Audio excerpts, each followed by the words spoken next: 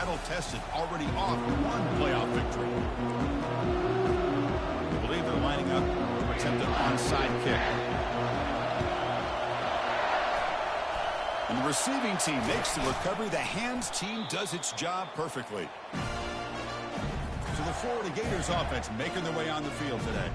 Well, the energy in this building, Coach, is going to pick up as this Sugar Bowl unfolds. As they say in New Orleans, le bon temps roulé. Let the good times roll. Really one of the more hostile environments, I think, when it comes to bowl games. You know, I've called so many games in here. Think about the history. Going all the way back to 1935, they played the Sugar Bowl right here in New Orleans. I think a lot of people have associated this bowl game with the SEC. But as we've seen since the start of the playoff, teams like Washington, Ohio State, Clemson, among others, have made this trip down here to the Bayou. Off the play fake, he'll look to throw it. On the tight end, grabs it over the middle. Tackle made after a nice pickup on the play.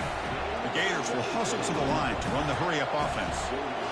That's the thing with this guy. You've got the ability to flex him out. He shows his versatility and what he can do from that slot position. He could be the quarterback safety blanket. The offense going with the hurry-up.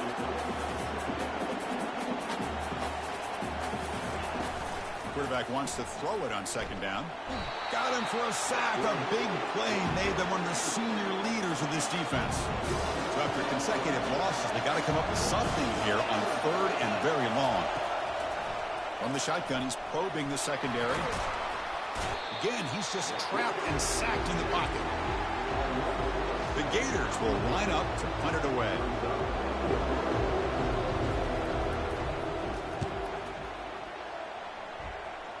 And the punt goes out of bounds. The officials now will mark the spot.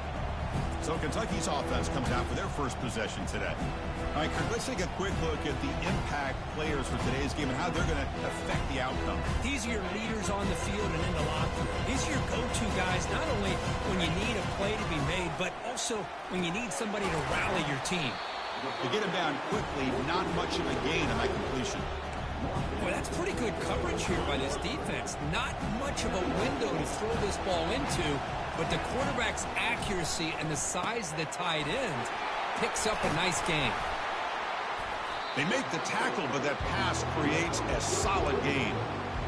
I love early in a game like this where you get the running back involved. You just get his hands on the football. Also, nice, easy screen. Gets the quarterback settled into the game. Nice, easy throw. And look at this. It ends up being a huge play. Looks like Kentucky will have the first down. First down play call. How aggressive will it be? And he'll set up to throw. Quarterback escapes the pocket and takes off. And it's in.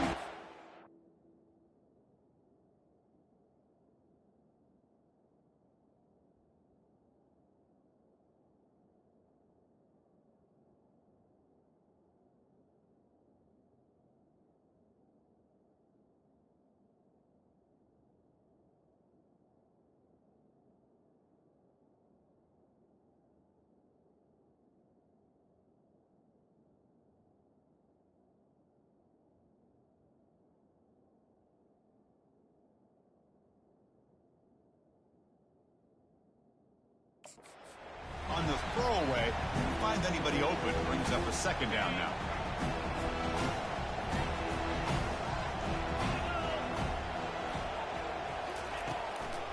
And now they run the draw play. It tests the middle but gets stuffed. That one goes nowhere. They're backed up here trying to make something happen on third and long.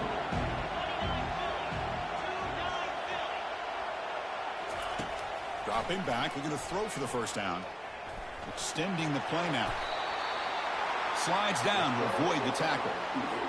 Well, Chris, that's a great example of why we see these college football coaches bringing in baseball coaches to teach these quarterbacks how to slide in key situations. You want to protect your franchise guy? Make sure he doesn't get hurt. That's exactly what he did on that play. A perfect slide to avoid the big hit and then pick up the first down. What's the play call here on second down for this offense? Ball handed off. Fights through a tackle. And he's brought down, but that strong, stiff arm helped him to a first down. A running play gives the offense a fresh set of downs. Looking to throw it on first down. And the receiver snags it. It's complete. They make the tackle, but not for a solid gain on that pass.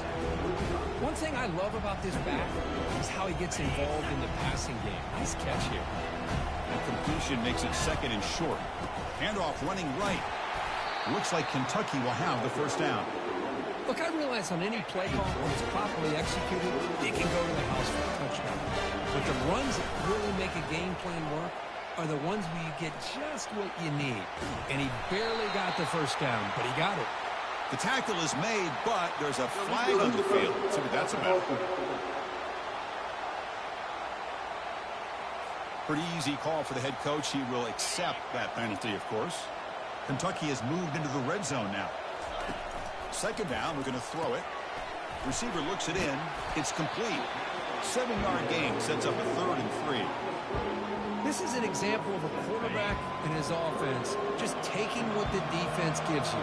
Not a huge play, but positive yards. The defense wants to give that throw to you. Take it, get the ball to your receiver, stay ahead of the sticks. So on 4th down now, out comes the field goal unit. He knocks this one right through. So we have our first points on the board. That makes it 3-0.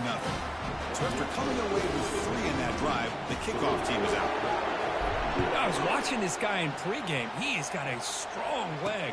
Not surprised here he's able to put 3 points up here for the offense. And they stop him short of the 25 there. Offense begins at the 22. The Gators offense retakes the field. The last drive they give up empty, had to kick it away. Can they come up with something here? First down here for this offense.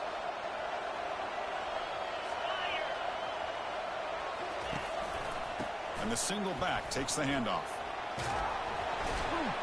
After second effort, he's brought down, but it's past the marker. And the Gators will hustle to the line to run the hurry-up offense. Well, Chris, you think about over the years with the Gators and their offense, it's always about Steve Spurrier and spreading it out and fun and gun and attacking downfield. But I think these great Gator teams, they have an ability to do what we just saw right here. Pick up a first down on the ground, relying on an offensive line and their running back.